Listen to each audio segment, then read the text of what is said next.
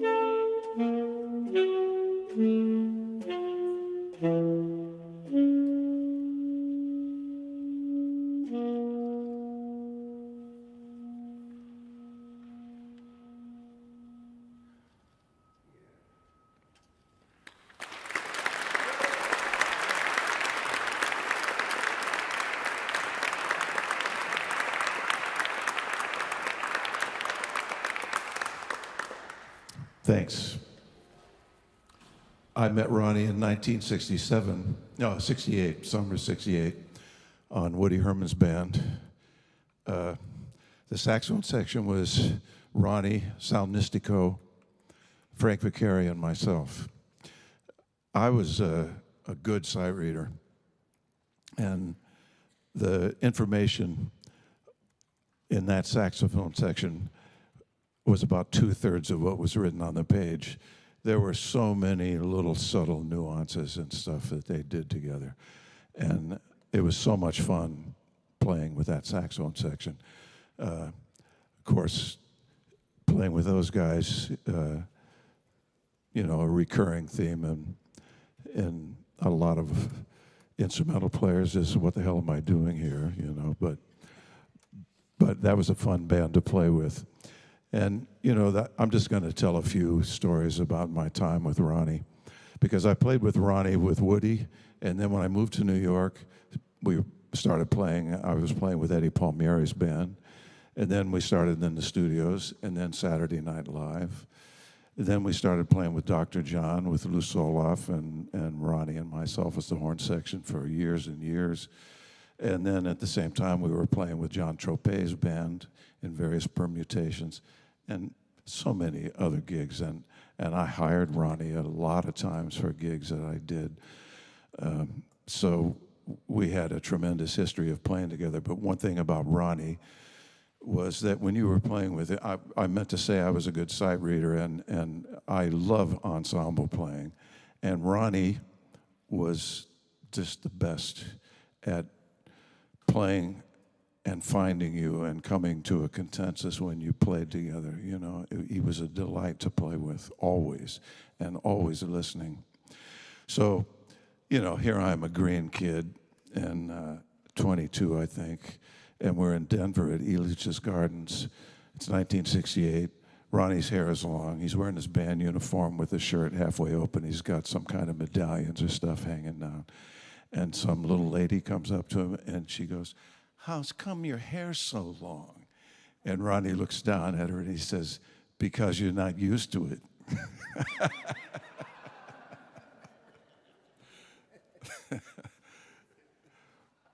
We were playing, we did this gig at Catch a Rising Star. Richard Belzer was the host, and Joe Piscopo was doing his Frank Sinatra imitation. So we were basically, it was pre-recorded, so Alan Rubin and Ronnie and Lawrence Feldman and I were just playing. I think we actually played, but there was a big soundtrack going on. But before that, we played a couple tunes live with our horn section and the rhythm section that was there. And one of the tunes was a blues. It was a blues in F.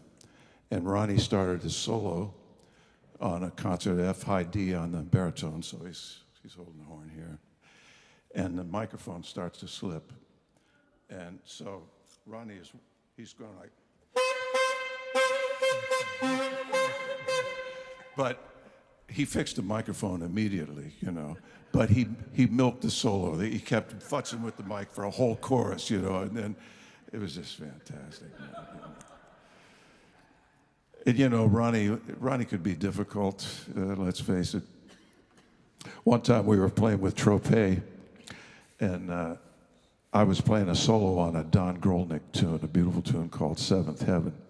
And in the middle of my solo, Ronnie starts playing this very aggressive, loud, made-up background part behind my solo. And when I finished my solo, I turned to him, I said, what was that, you know?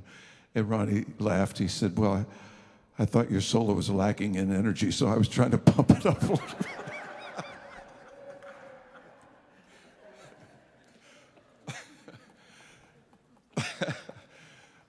And you know, one little last one. Yeah, I'm going to show you a clip. Back in those days, I was the first kid on the block to have one of those RCA VHS cameras, the big camera you had to put on your shoulder, and a big cassette heavy deck and carry it around. But I filmed a lot of stuff, and I remember that I had something from backstage. It was some kind of special that we did. It wasn't the Saturday Night Live Band per se. It was the Saturday Night Live Band and a bunch of other players. So Jim Pugh and Dave Taylor were there. John Faddis, Lou Stoloff were there. Our horn section with Ronnie and me and Lawrence Feldman and Alan Rubin and Tom Malone. Ray Chu, Chris Palmero, Leanne Pendarvis, Buddy Williams, Spinoza, George Wadenius. Everybody looked so young and beautiful and relaxed and happy. It was lovely. But on the same Saturday Night Live show, not on the night that this happened, but one night Ronnie started a solo on a funk tune of Leon's, really funky, you know. And Ronnie started his solo on the major seventh of funky dominant seventh chord, you know. And he just laid on it and kept playing it, you know. And the whole band is looking at him. And then finally Ronnie takes his horn down and he goes, "Just kidding."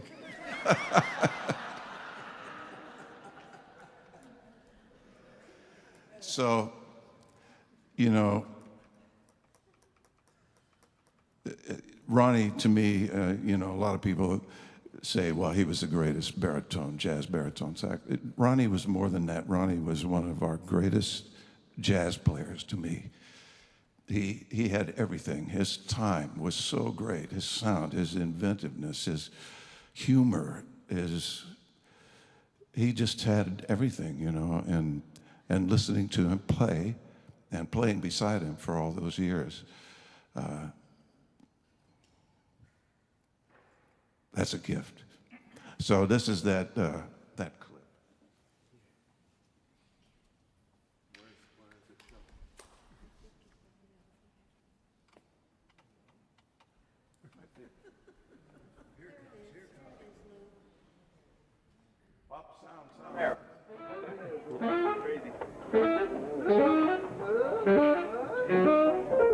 About, What, would you like an introduction? about A time for us. Tom Harris. express yourself. Right.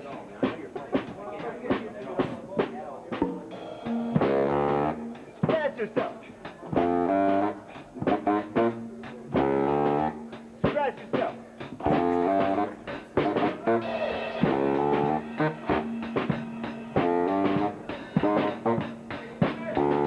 Express yourself.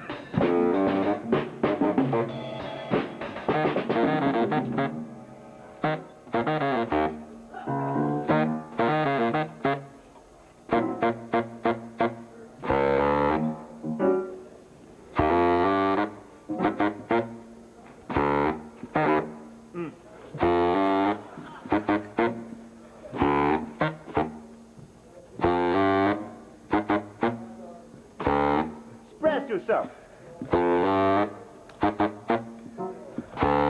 Familiarize yourself with the changes.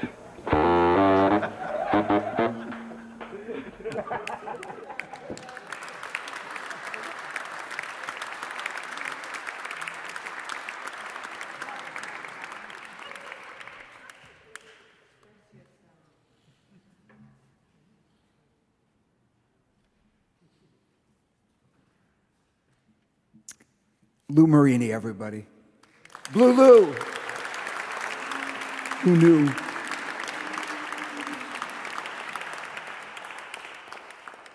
Ronnie's such a trip, man. So I run the Syracuse Jazz Festival. I founded it about 40 years ago, and I used to run the Detroit International Jazz Festival. Ronnie played for me many times in many configurations, and he was always amazing. I mean, we had a guy in upstate New York that was pretty good by the name of Nick Brignola, but when I heard Ronnie, yeah, Nick Brignola, you can clap for Nick Brignola, man, you bet. And I saw, I work with Jerry and Pepper, and I saw a lot of the great Barry players. In fact, one of them's here. Something happened with the Steely Dan tour, and Donald and Roger Rosenberg came in tonight and made it. Roger, the great Roger Rosenberg, who calls Ronnie the best he ever heard. I think we all feel that way, and we all miss him terribly. What I take away from that clip that Lou shot was just that smile of Ronnie's, man. I mean, he had that smile. It was like that cool hand Luke smile, you know what I mean? It was, he was cool. He was cool, and he was a bad man. He was a great, great player. His sister is here tonight, Linda, formerly Linda Cuber. Linda is in the front row.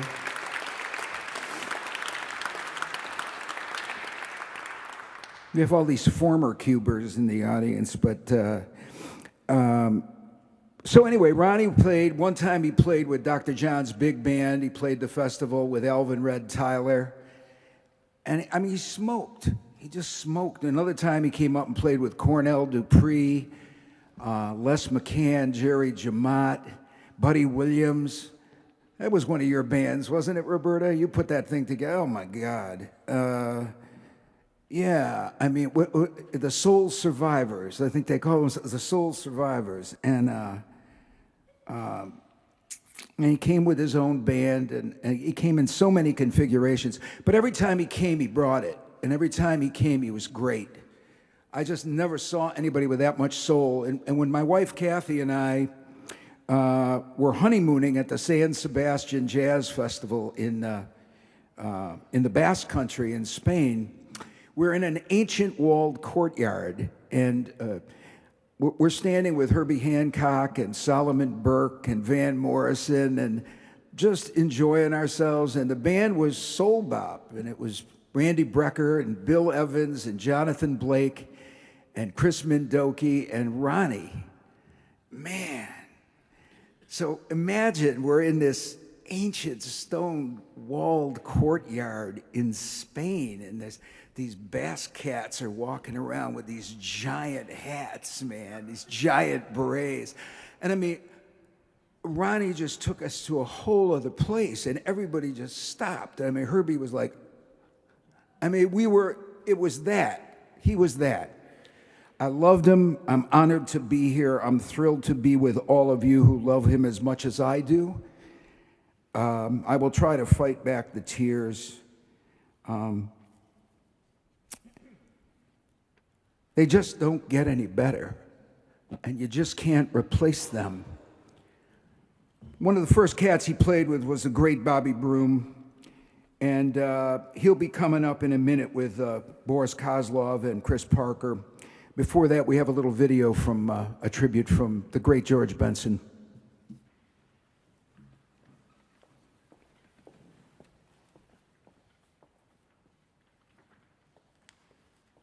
About the great Ronnie.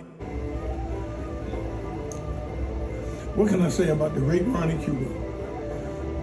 We were all 22 years old. We were going to burn New York down, and we almost did. Between myself and Dr. Lonnie Smith, as he was known before he passed away, was Lonnie Smith to us, and the drummer, whose name I can't remember now, but we cut some great records for CBS Records and Blue Note with Lou Donaldson. Ronnie Cuban was an exception. He was Polish-born, highly intelligent, quiet man, but when he picked that horn up, a lot came out. He blew the world apart. I miss him a lot. Pick up his records and you know what I'm talking about. Thank you, George.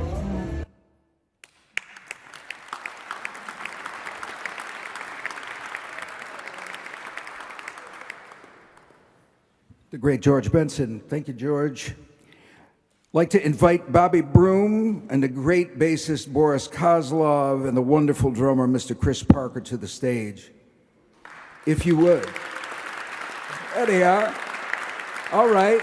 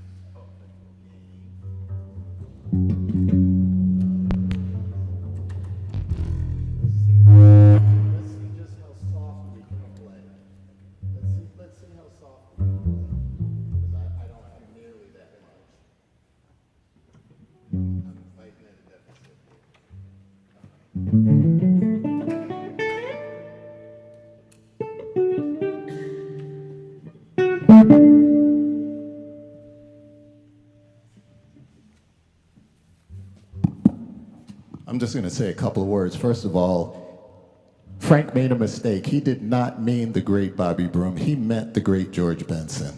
That was one of Ronnie's first gigs on the scene, as it were. I met Ronnie through those records primarily, and then I actually met him, and I don't really remember how, but he hired me to play in his band, and I was a little boy, like 17 or 18. And it meant the world to me because I'd heard him on those George Benson records, you know. We stayed in touch, and he was instrumental throughout my life in this music. He called me one night in the 90s, mid 90s, and gave Dr. John my number. And I wound up working with Dr. John because of Ronnie for 6 years. So after I left Dr. John, I called him and I said, were you pulling my leg when you used to say, let's do another cookbook record? He used to say, let's do another George Benson cookbook record, you, me, and Lonnie. And I'd always blow him off like, come on, man, don't say that. That's blasphemous. But I called him and I said, I have an opportunity to make a record. Were you serious? He said, yeah, I was serious. So we made a record. And we played this tune and actually recorded this tune on Ronnie's record called Cubism, and then again on my record, Modern Man. This is called Ponta Grossa.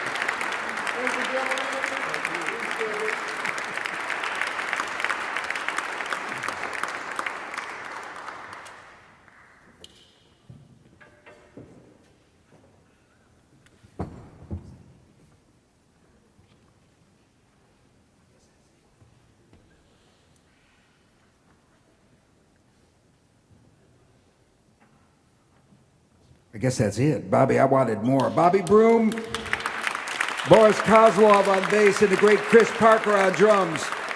Wow. So these things have been happening for a very long time because of Juan Garcia Genzel, John Genzel, who was a neighbor, yes.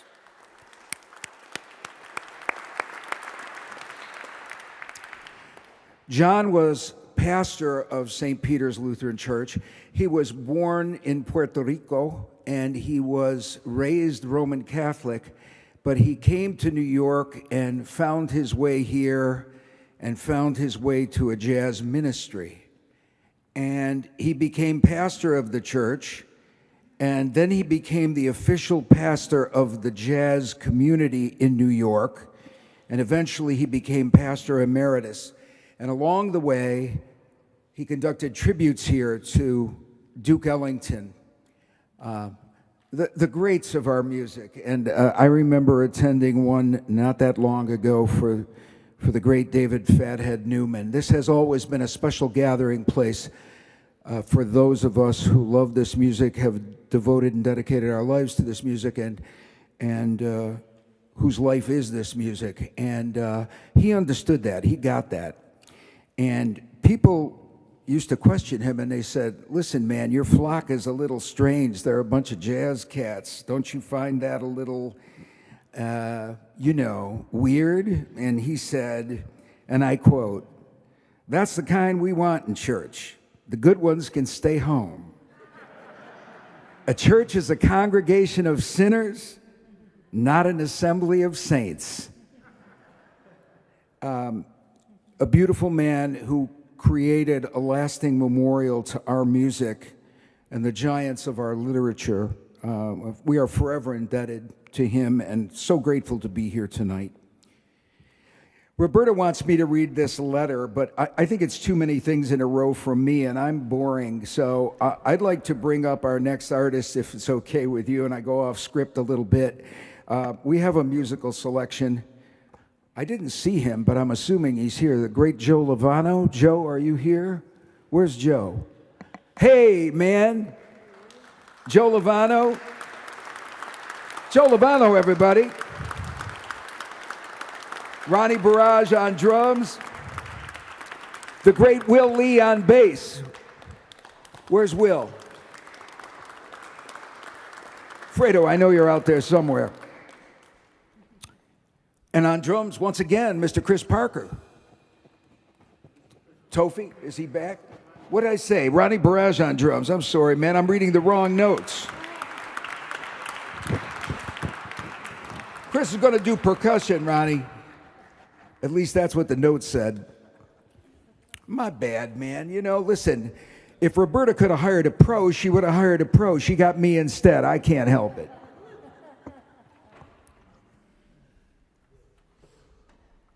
Is Chris joining you on percussion or no? Oh, Brian Charette on keyboards, man. Brian Charette over there on keyboards. Okay, man. Joe Lovano, everybody.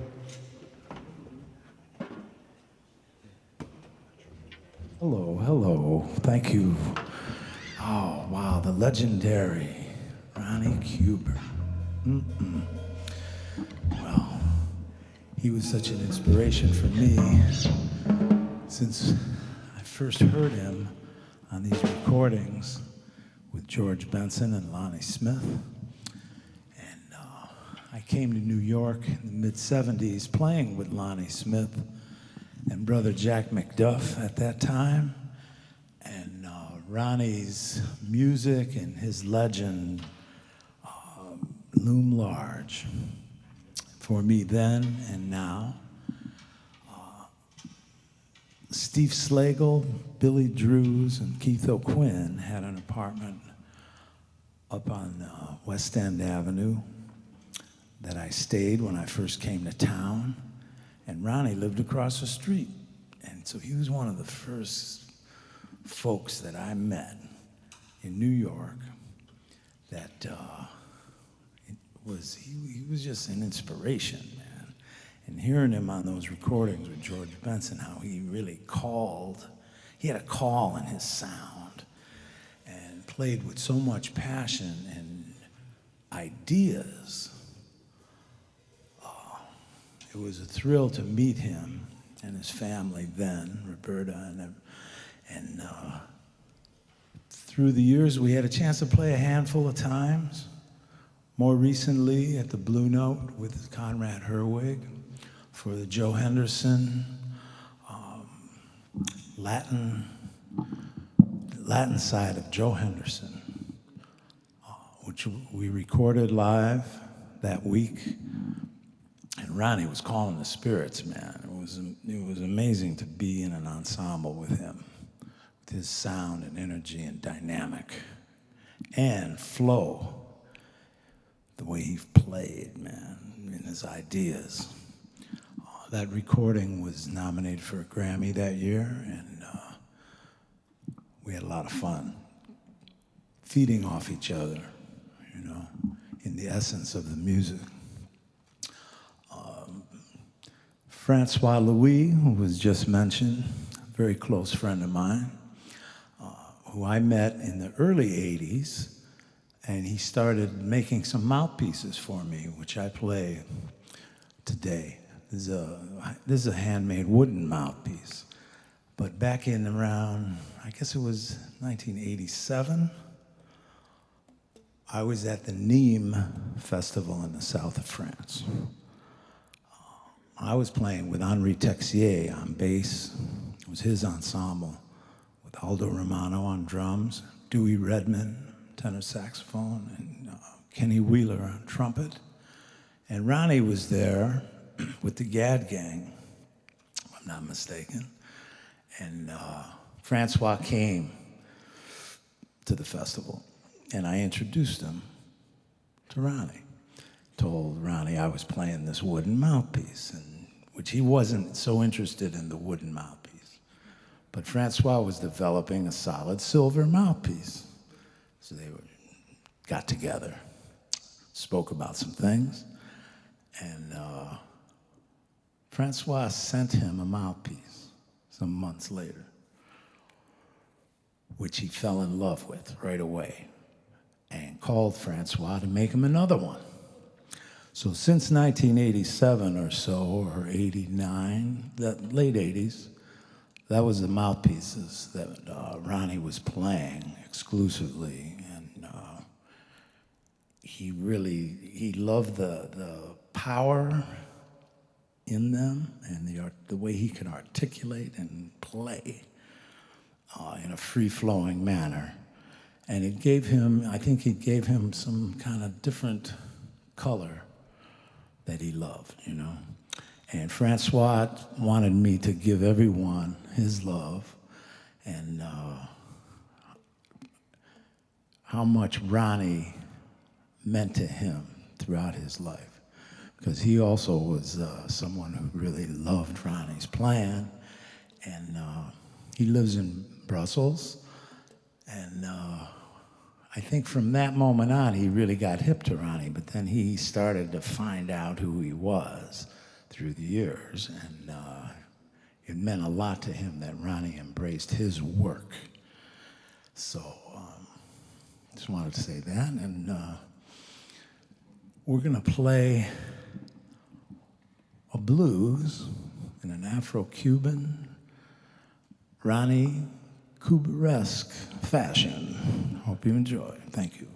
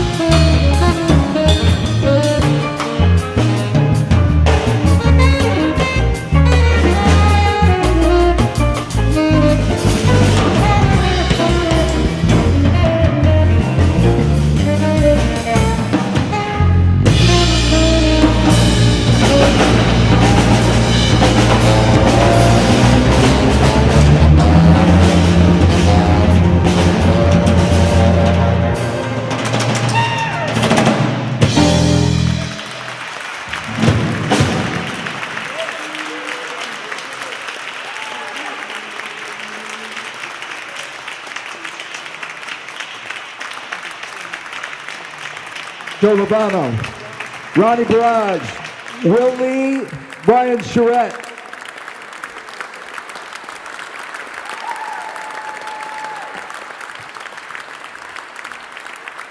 Yeah.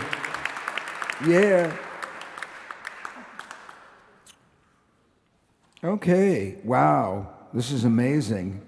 I look at this program and I'm flipping out, man. I just can't believe some of the cats that are playing tonight. Yes, I can.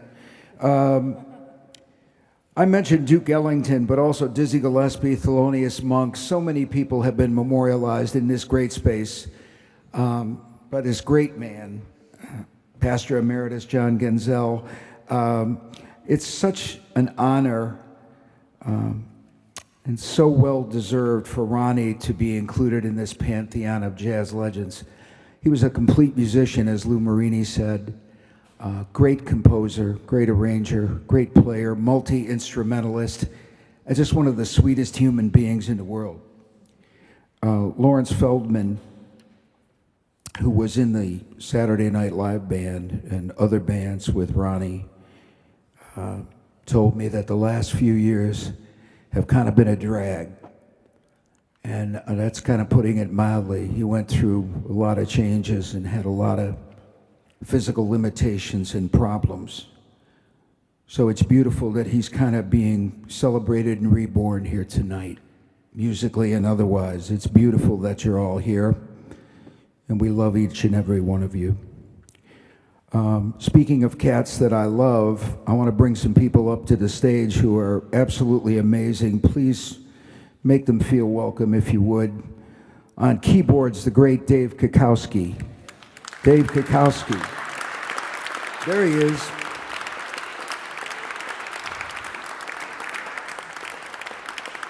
On drums, Jonathan Blake.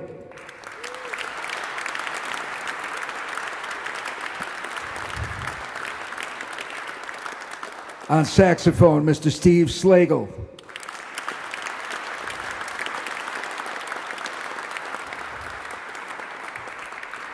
On bass, once again, the great Boris Kozlov. And on trumpet, my brother from another mother, Mr. Randall Brecker. Randy Brecker.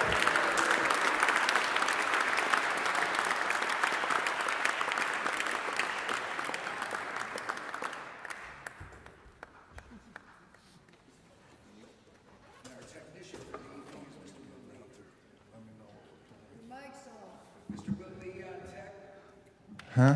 You can hear this one, right? I must apologize. I know we're in a house of worship, but this one is too good to let go. I was on a session with Ronnie, many sessions, and he had a way of telling stories that were like no one else. Kind of creeps up behind me, says, "Hey man, I just got a call from Marie St. Louis, who worked for George Wein. She said to me," and he did a perfect imitation, "Hello, Ronnie. We'd like you to play in Saratoga in the gazebo." So I says to her, "Marie, what the fuck is a gazebo? You got me playing in a fucking bird cage?" I don't know if we got the gig or not after that, but that's as far as it went.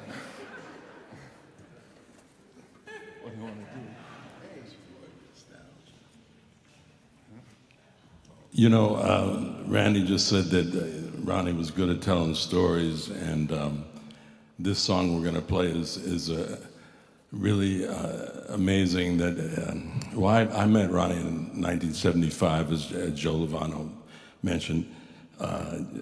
Good coincidence that we moved into a place 2 blocks from Ronnie and Roberta, and we continued being friends, and with the Mingus Big Band, when it first started, we had charts. I would bring in charts that were like 5 pages long, and because Mingus's music is complicated, and Ronnie brought in this half-page arrangement of Nostalgia in Times Square, which we're going to play, and it was great because every note was perfect, and we played it a lot because it was just one page. It was great, you know. And when we played the first time, and this is at the Time Cafe in New York in the early '90s, and backstage, Ronnie started saying like, "Yeah, I met Mingus at Times Square. That's when I first went and sat in with him." And he told this whole story about what song they played and what Mingus said to him. And he said, and I said, "Ronnie, you got to have that on the record when we do it. You got to." So when we ended up recording it, he's the first jazz rapper. It's in early '90s. The song starts with him telling the story, and so you gotta hear it to believe it. But here's nostalgia in Times Square.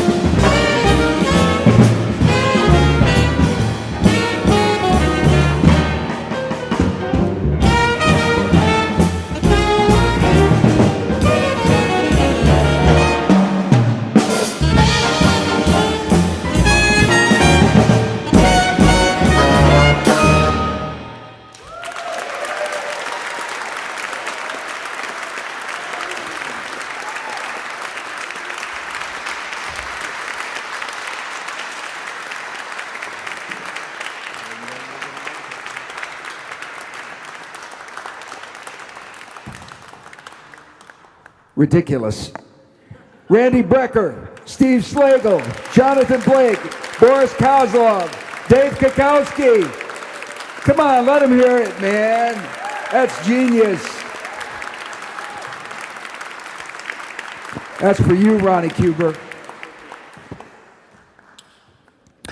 Dear friend of Ronnie. You know, Ronnie, whatever stage Ronnie was on was fertile ground. Any conversation was possible because he was fluent in hard bop, soul, funk, swing. I mean, he was just a master.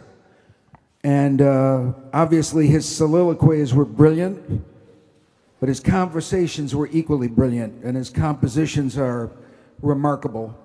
I encourage you all to check him out and keep him with you in your hearts forever. Speaking of keeping someone in our hearts forever, there's a gentleman here.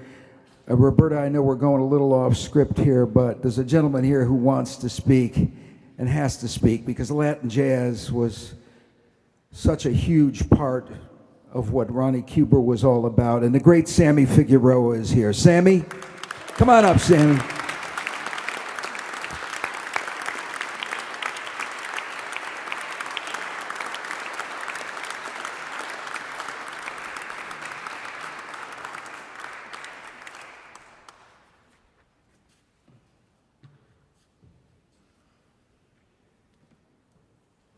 Okay. How do we begin to talk about this guy? Well, I met him in the early 70s, and he was as swag as anybody could be in the world. He walked swag, he talked swag. He was the king of swag. And this guy, when I met him, he was already playing with George Benson and all of that. But I'm going to make it short because I know there's more to do here. I remember when he won all those jazz awards, you know, the Downbeat Jazz Awards. He won like 5 or 6 of them, I can't remember. And one of them, he called me up and said, "Hey, Sammy, come with me to this shit, you know. I won something. I won the best baritone or something." And we went to the Hilton, and they named all these baritone players. And then they said, and the winner is Ronald Cuber. And he walked up there. And I think Roberta, who was it? Roberta Flack was there. There was a lot of people there. "Ronnie, I wonder what he's going to say. Oh, God, I hope he doesn't say something crazy." I said, "Well, you know, Ronnie's going to say what the hell he wants to say, you know." And he got the award, and he man, this shit is incredible. All right. Well, I want to thank, I already thanked Roberta many times, you know. I know. I want to thank Ronnie Cuber. He's the winner. Ronnie Cuber, the baddest cat. I said, oh, shit.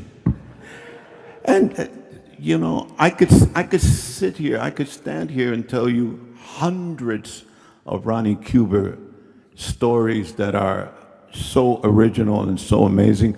But the one thing I want to say is that he was probably one of the most eloquent players in the world, not only rhythmically, harmonically, in every aspect. This gentleman captured, he mastered his instrument like no human being. And I say it with all my heart because nobody not only had those chops, but he really knew how to fuse all the rhythms and the sound together. Like Miles Davis, Freddie Hubbard, these guys who mastered their instruments. Ronnie Cuber was a master of the baritone. God bless him. I was a fan of his. He was my brother. I loved him with all my heart. And I thank Ronnie Cuber for giving me the opportunity to play with a great master, a Puerto Rican from the Bronx, playing with this gentleman. I am honored.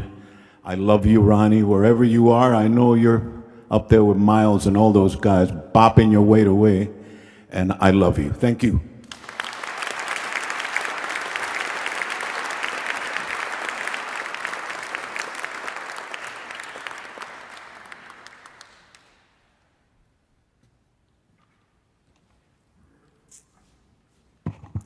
How y'all doing? You having a good time? I realize it's bittersweet and the occasion is a somber one, but from where I'm sitting, also a very beautiful one. I'd like to, I don't know, man. There's so many great players that have been here tonight. I'd just like to bring them all up here on stage for an acknowledgement, a bow, and if they bring their instruments, whatever happens, happens. I'm just saying, I'd like to welcome back to the stage Mr. Lou Marini. Blue Lou. Bobby Broom. Boris Kozlov. Chris Parker. Joe Lovano. Come on, Joe. Ronnie Barrage. Will Lee. Dave Kikowski. Randy Brecker. The great Jonathan Blake. Steve Slagle. Mr. Brian Charette.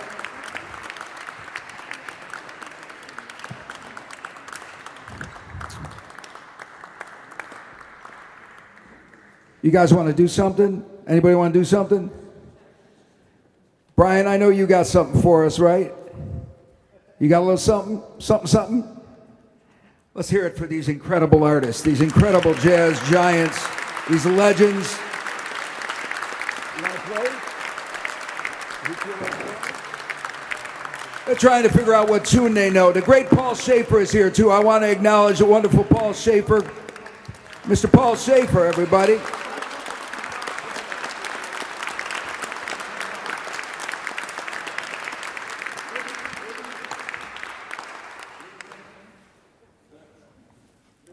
We have no idea what's happening, but isn't that great?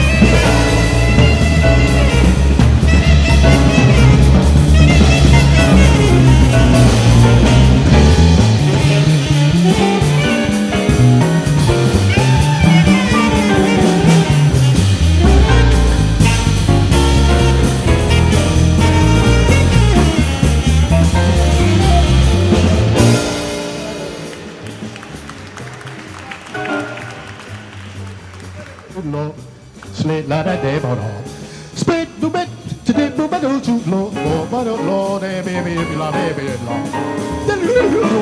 Steady boot, look, bitty boot, la. Stay boot, my baby, they boot, be la, la. Oh, diddy, diddy, diddy, little.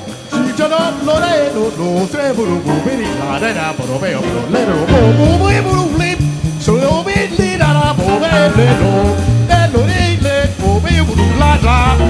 Sana, better, Lord, better, be leave, obey, la, la, obey, la, da, but obey, no, no.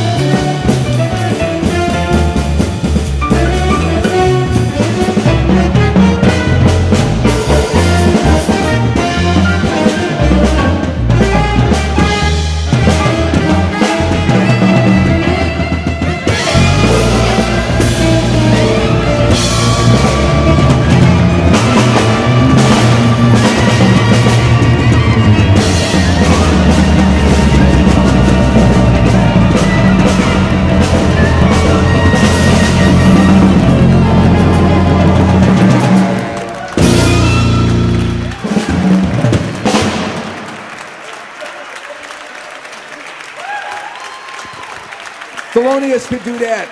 Thelonious could do that. Thelonious Spirit Monk. Rhythming. Oh, come on, people, you got to do better than that. Mr. Joe Lovano on tenor saxophone. Steve Slagle on alto. The great Randy Brecker on trumpet. Hey, baby. Lulu Marini on tenor sax. Jonathan Blake. Ronnie Barrage channeling Leon Thomas. Chris Parker. Will Lee and Boris Kozlov on bass. Dave Kakowski, Brian Charette on the keyboards. Gentlemen, to the top tier for a photo op. One of the great photographers in all of jazz is here tonight, Miss Enid Farber. She's going to take a picture of the guys. To the top stair, if you would, gentlemen, top tier. Okay, before we depart, yes. No. It takes a woman to bring all this together. Yes, you can whoop whoop. And I'd like to say thanks to the incredible lady who produced this evening's event and was nice enough to invite us all to be here, the great Roberta Arnold. Roberta Arnold, come dear.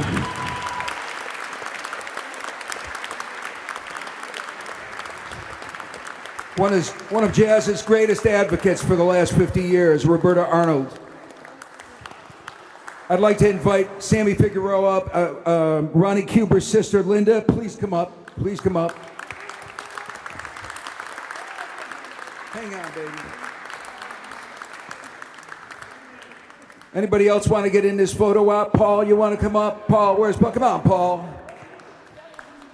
Am I missing anybody?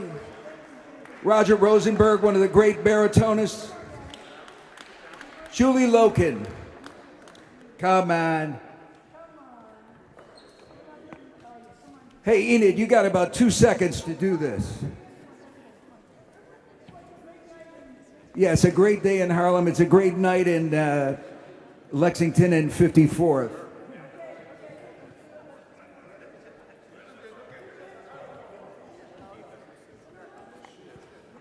Oh man, this is beautiful. How about another hand for all these giants of our music? These brilliant, brilliant, brilliant artists.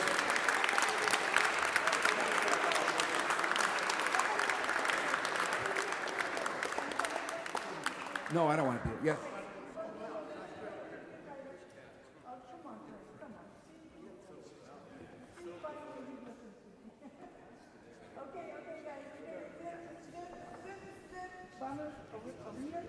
You got it. That's it. Beautiful, beautiful, beautiful. Yes, yes, yes. Thank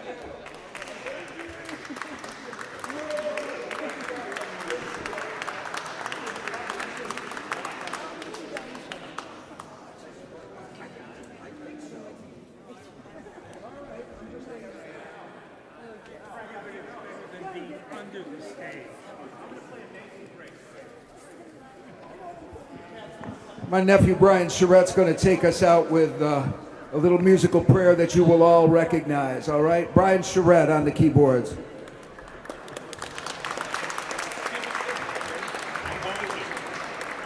This is for you, Ronnie.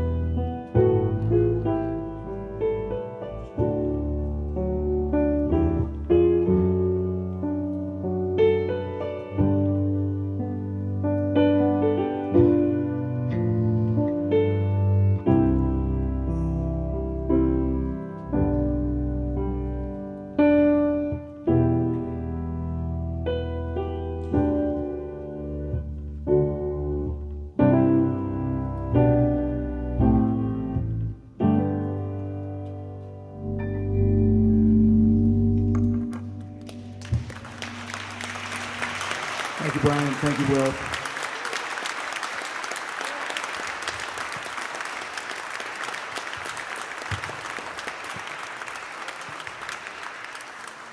One final thanks to all of these incredible musicians who performed tonight in Ronnie's honor. And our thanks to you for coming out to pay tribute to Ronnie, the great Ronnie Cuber. Ronnie, rest in heavenly swing, man. You were and always will be the greatest, man. Thanks for coming to St. Peter's tonight, ladies and gentlemen. Thank you so much. We really love you.